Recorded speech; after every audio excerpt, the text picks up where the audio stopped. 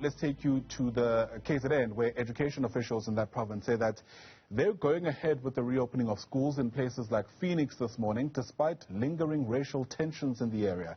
Meanwhile, Basic Education Minister Ayanda Nyathi says the biggest concern is over children who travel from other areas to attend school inside Phoenix.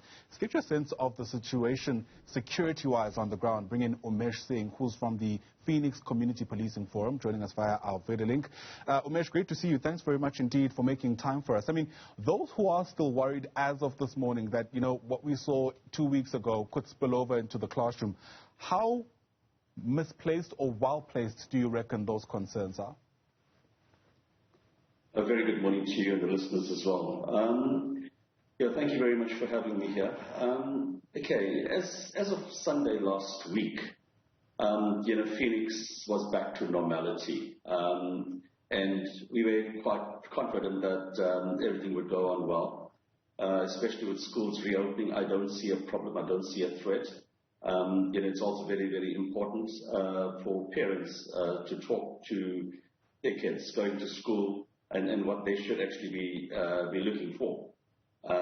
Rather than, what has happened in the past, because right now, as we, fully aware that the police are doing the necessary investigations, and hopefully they will, arrest those that have been responsible for what is going on in and around Phoenix. I think our biggest fear in schools right now should not be, shouldn't have any fear for rioting or anything of that nature, but more of one of a COVID nature. I mean, when you say things have been restored to some kind of normality, help us paint that picture. I mean, from what we've seen as recent as 3 days ago, some communities still had barricades up. Is that the case in Phoenix too?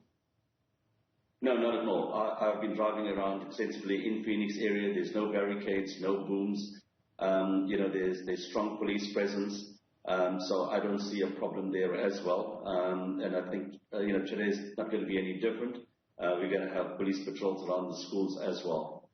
Yeah. Interesting to note, though, the nature of the Basic Education Department's concerns. They're more worried about, for instance, pupils coming out of Phoenix who typically would attend schooling within the community itself. I mean, from your reading, what kind of danger potential does that bring, if any at all? So you didn't quite get that. If you could kind of repeat. So I'm saying it's interesting to note what the minister's most worried about. She's concerned about the dynamics in a context where schooling typically takes place. And what I mean by that is we know that usually it's pupils outside of Phoenix sometimes coming into the community to attend schooling. Depending on who you ask, those pupils are also predominantly black pupils. From your reading of the situation, does that present any kind of potential for danger? No, I really don't think so. There have been lots of transport coming into Phoenix from the outside areas. There were no problems experienced, and I still feel that there shouldn't be any problems or any issues with the learners coming in from the outside areas into Phoenix. There were also talks in the past of some kind of mediation process to take place. In fact, the KZN MEC for Education was brought in at this stage. Are you able to see any signs of that taking place in the community? No, not at all. I mean, what do you read into that, especially in a context where it almost felt that whatever was taking place at Phoenix is a matter to be addressed urgently? Yeah, I think, whatever has taken place in Phoenix, happened for reasons beyond our control, and I think we should keep that behind us and move forward and let police continue their job. Is it that simple, though, in a context where it feels that people are still searching for answers at the very least? I mean, speak to me, I guess, about the responsibility from ordinary people in the community and ways through which they should be part of some kind of reconciliatory process, because I'm sure you'll agree just moving on is part of the answer, certainly not the full complexity of the ways through which we need to be addressing whatever took place about 2 weeks ago.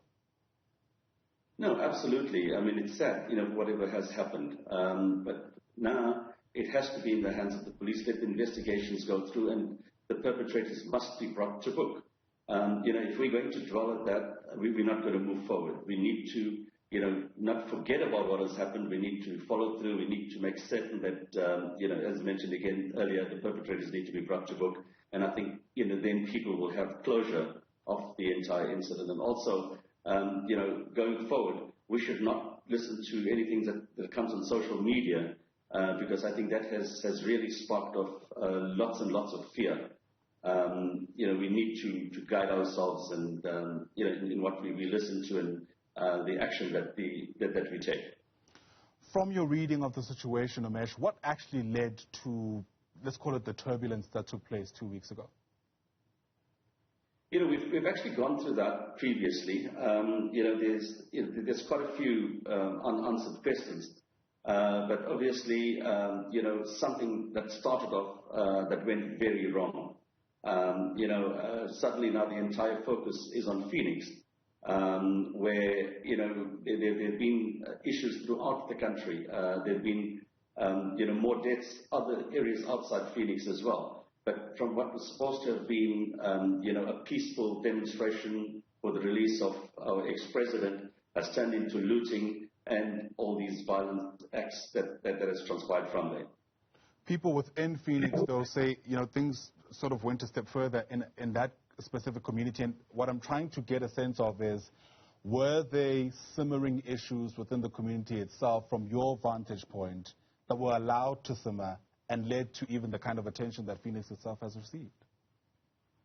Sorry, I didn't quite get that. If you can kind of repeat. Were there simmering tensions in Phoenix specifically, do you feel, that weren't addressed and therefore allowed for the kind of violence we saw 2 weeks ago to take place? Well, basically, again, the entire thing started off in a very bad way and didn't even give people or police a chance to do what they needed to do. If you look at the way that the looting started on the Monday, people had no option but to take the necessary steps. But maybe they've taken, a step too hard, and that actually led to this violent attacks. All right. There's other people who I've spoken to in the community of Phoenix who've mentioned that, as far as they're concerned, some politicians are actually making matters worse. They feel this is a situation that should be dealt with from within the community itself. To what extent do you agree with that? Well, I think this has got to be a combined effort from everybody. All the necessary role players need to get on board to look at what has happened, to dissect it, and to rebuild from where we are at the moment. Umesh Singh, thanks very much indeed for your time. Really appreciate your weighing in on this particular issue.